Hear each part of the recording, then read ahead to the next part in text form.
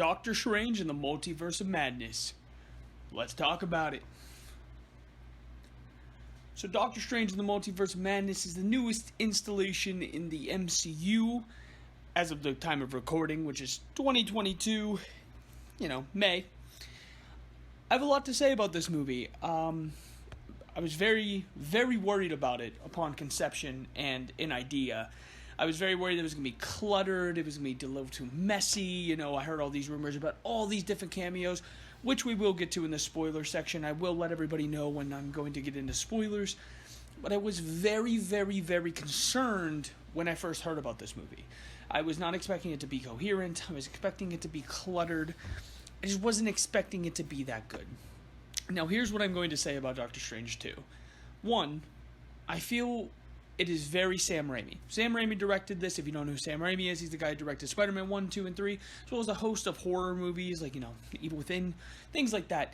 He's a fantastic director. And one thing I do feel like I always used to criticize about the MCU is that it never felt like the director had a voice after a certain point. I believe it'd probably be around post Age of Ultron, with the exceptions of a couple movies, such as like the Guardians movies. I never felt like the director really had a voice. It was more so, what are we doing for the MCU, rather than what story am I trying to tell as a director using the MCU as the backdrop. I've always had an issue with that. This movie is not that. For the most part, you can feel the Sam Raimi in this movie, and I absolutely adore that, because that's what I want from the MCU, is stories told by people that we get to experience together. So, that being said, let's talk about a little bit more about the movie without spoiling anything. So, I think, hands down, this movie is the best villain to date. I've heard a lot of things about the villain that I'll get more to into the spoiler section that I don't agree with, but for the most part, I think this is the best villain we've had to date. Better than Thanos, better than Wenwu. I just have so much to say about them, but we will wait on that. As far as the main plot, it's really hard to even say anything without getting into spoiler territory. My only gripes I have with the movie is, for the most part, I feel like America Chavez was less of a character and more of just a plot device with a character added on. And while how she ends up contributing to the story does feel somewhat earned by the end, I'm not fully on board with it. Also, I do feel like there was a point where Sam Raimi was told to dial it back a little bit and wasn't allowed to go as wacky as he wanted to. I know there's a 2-hour and 40-minute cut of this movie. This is one of the only MCU movies where I will say I wish it was a little bit longer. I feel like, as much as I love the breakneck pacing, although maybe in my last video you might have got the impression I love slow burns. I love slow burns with certain genres. This is not one of them. I really liked how neck-breaking the pace was. And, unfortunately, I do feel like it could have used about 20 more minutes in the oven, and then maybe we would have had the perfect pie here. Unfortunately, though, it is not that. It is very, very, very good. It is not the best superhero product of the year. Not even close. I think there's 2 things that beat it so far this year. Maybe even 3, depending on the one, whether you count it or not. But, that being said, I still think it's a very solid movie. You can definitely feel the Sam Raimi in it. And it's really hard to talk about anything else while getting into spoilers, so this right here is your spoiler warning. In about 5 seconds, I'm going to go into spoilers, and from there, I'm going to talk about some of the things I love, some of the things I'm not super a fan of, and overall where I think the movie ranks. Ready? Set, go. Let's talk about, first and foremost, the cameos. I feel like a lot of people went in this movie with a lot of cameos in mind. I am very happy that the cameos were underwhelming. One of my biggest concerns about this movie was that it was going to be a cameo fest. I have a very hot take here. I think Endgame is a mediocre movie because it focuses so much on fan service that it isn't actually a good movie. It's a very hot take. Maybe one of these days I'll do an MCU ranking, maybe even an MCU review for each movie in it. But as of the moment, I'm going to tell you that Endgame is not very high on my list.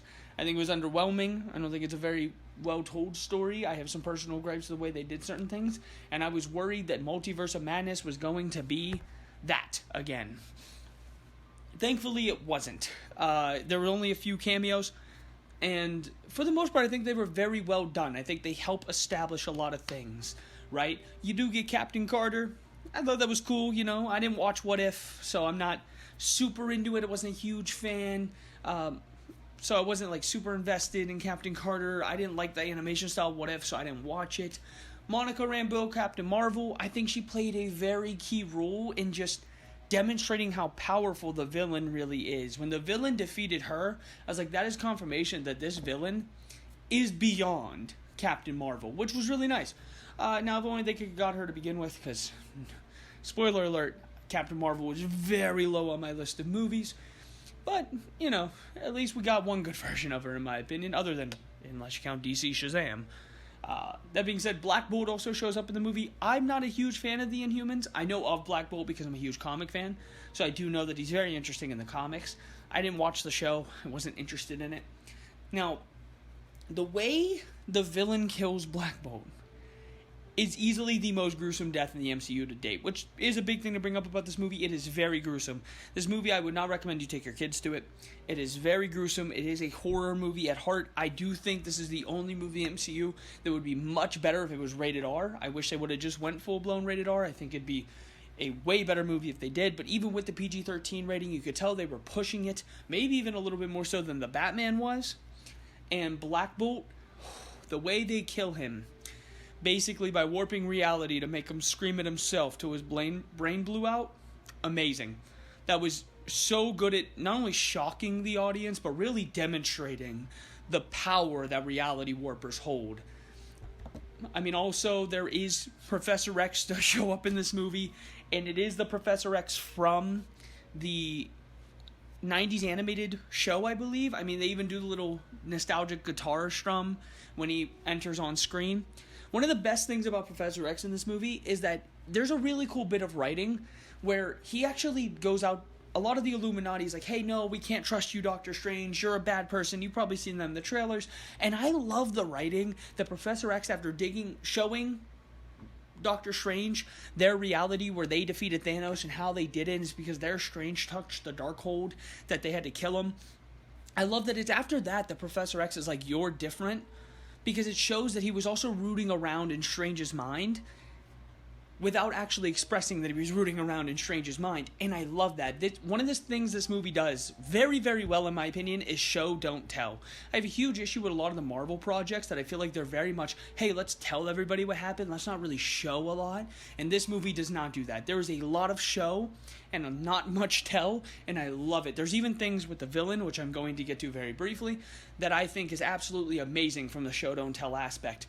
That being said, Professor X does get his neck snapped by the villain when he tries to go into their mind, and it is brutal. It is actually kind of sad. It's not the saddest death. Again, not to bring it up again, I probably just have to do a video on it at this point because it's the second video in a row, my first videos ever, where I'm bringing it up.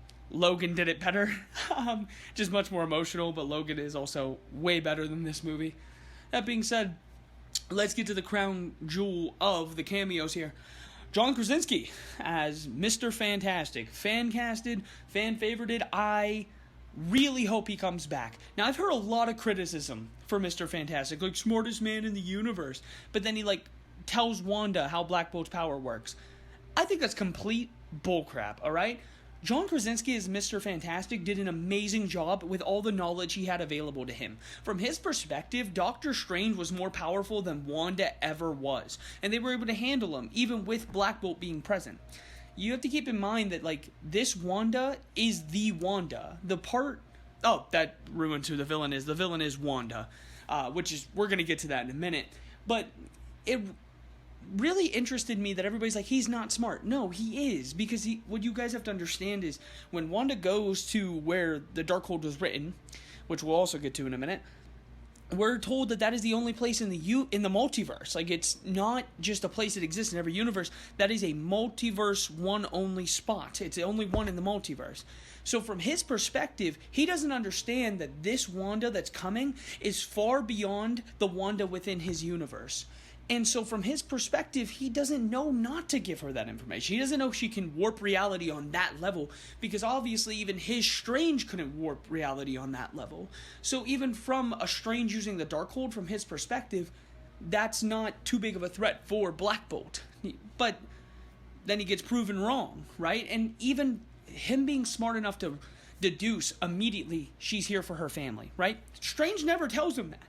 But he deduces from his knowledge of the Wanda on their planet, his knowledge of her day walking, he takes what matters to her. He deduces that would be the greatest and most important thing to probably a Wanda that doesn't have it. And so he immediately deduces, look, your kids are your soft spot. So he starts with that. He's like, hey, I have kids too, trying to establish a sympathetic link. When that doesn't work, he uses Black Bolt as a reference, hoping to intimidate.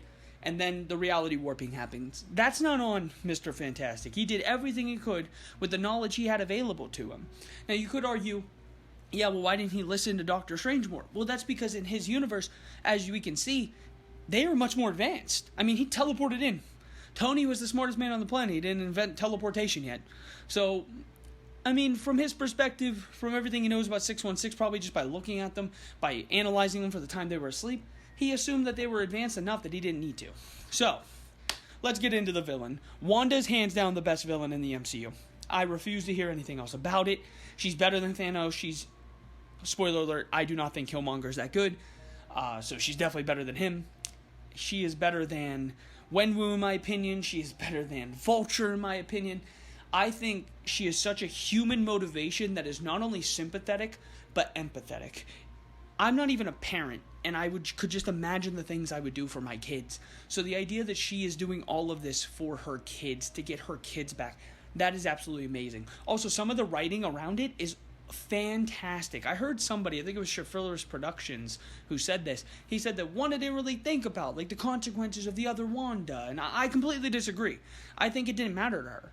The other Wanda was never her objective, it was her kids. So getting rid of another Wanda, not a big deal to her, because she doesn't care. Then there were a bunch of people saying, well, why didn't she just go to... Because the way they defeat her is America Chavez shows her kids her doing villainous acts. And so, why didn't she just go to another universe where they didn't know? It's not about that. It's about the fact that her kids, when they saw the monster side of her, thought she was a monster. That is alarming. That is eye-opening. It made her realize the error of her ways, and so she did what she had to prevent it from ever happening to anyone else. Wanda was so well written. There's a moment, the whole movie I was thinking, why do you need to steal her power and kill her when you could just have her take you somewhere? And then she actually tells Wong, when Wong asks the same question, she's like, what happens if they get sick? You know, somewhere in the multiverse there's a cure. I will never let them get taken from me again. And it was so on character for this person who's bending reality and going through all these loops to, like, get back with her kids. Of course she's going to take every single precaution to keep her kids safe no matter what. I mean, Wanda, honestly, is my favorite villain, and I will die on the hill that she is so far the best villain in the MCU as of May 2022. That being said, I think the way the movie ends is probably my biggest critique. I don't like that it just kind of ends, like with America Chavez just figuring out her powers and going about her way. Like I said, I think I understand where that came from, but I'm not a huge fan of it. Also, just to cover one more thing on Wanda. Wanda is where a lot of the show don't tell happens, and I love it. There was a specific scene with Wanda that I'm thinking of, where whenever she starts to possess her other version's body, and she's running around chasing them, there could be an argument, like, why doesn't she just hurry up and reality warp and get them? And I love the concept that it's shown with her limping, her having, blood on her, even though you could argue it's Ultron Sentry oil. I think it's blood. There's all of these signs to show you that this Wanda's body is one physically and magically just not capable of handling the level of magic that the Wanda possessing it is using, right? Because she didn't train like this. She has kids. She has no reason to have touched the Darkhold in this universe. So her body and her, like, magic level isn't at our Wanda's level. So you can see the toll it's taking as she's chasing them. That's why they can get away from her. That's why after fighting off Captain Marvel, reality warping Black Bolt, killing Captain Carter, I mean, after all of these things, she's so broken and beat up. And it's even demonstrated later when our Wanda just flicks her and she goes flying across the room defeated. Like, our Wanda's just on such a different tier of power than this Wanda that you can actually see it affecting her body. And I truly think this was the best way they could have ended Wanda's character. I was not a fan of WandaVision. I think the ending of WandaVision, where they were like, they'll never understand what you gave up, and that's very dumb. I was very happy that they went back on trying to make her a hero again and made her a full-blown villain. And even the idea that she was so powerful she could fool Doctor Strange was absolutely incredible. I think this movie is very good, and I think it has the best villain in the MCU so far. I'm very happy with the way the movie turned out. I do have my gripes about it. I also am pretty disappointed that, unfortunately, this didn't have a bigger effect on the multiverse, like the MCU canon as I would have liked it to have. Like, I remember when Thor the Love and Thunder's trailer came out and it was so short and they didn't show Gore the God Butcher or anything, which, by the way, I'm very excited for that.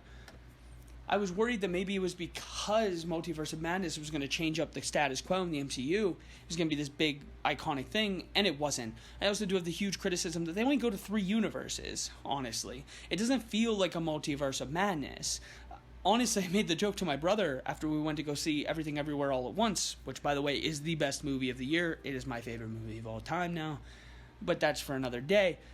I made the joke that that's actually the true Multiverse of Madness, because this only had 3 universes, and that's underwhelming and disappointing. Also, the post-credit scene, a lot of people aren't going to get. Even I didn't get it, and I'm a diehard comics fan. I didn't know who Clea was. So it has me a little excited for the next movie. I am also still disappointed that the Mordo post-credit scene from Doctor Strange 1 now kind of means nothing. To be honest, it's kind of disappointing. I wanted to see Mordo hunt him down. I didn't want it to be a throwaway line in the second Doctor Strange. So that is unfortunate. However, I would say this movie overall was a 7.5 out of 10. I think it's in the top 10 MCU movies for sure. I definitely liked it more than Doctor Strange 1. Also, some of the fight scenes, by the way, I didn't even get to talk about the fight scenes, but some of them are very creative and they're very awesome, and I love them. And some of the horror that Sam Raimi does, it's Sam Raimi. Of course, it's amazing. But yeah, that is my review of Doctor Strange 2, The Multiverse of Madness, or as I like to call it, The Mom, because, you know, the main villain is all about being a mom. If you guys have any comments, you can leave them down in the comment section below. You can like and subscribe. I would love it if you did so. And yeah, this video will probably get uploaded a couple days after my first one, and I plan on trying to do at least 1 to 2 videos a week, just until I can really get a swing of it and like see what people like and see what people are willing to show up for. If you guys would like to interact with me, please just comment, like, subscribe. I'd love to hear your opinion on it. Tell me what you thought of the movie. Some people, I've heard this is very divisive, but I'm excited to hear what you have to say. Have a beautiful day, guys. Stay safe. Thanks.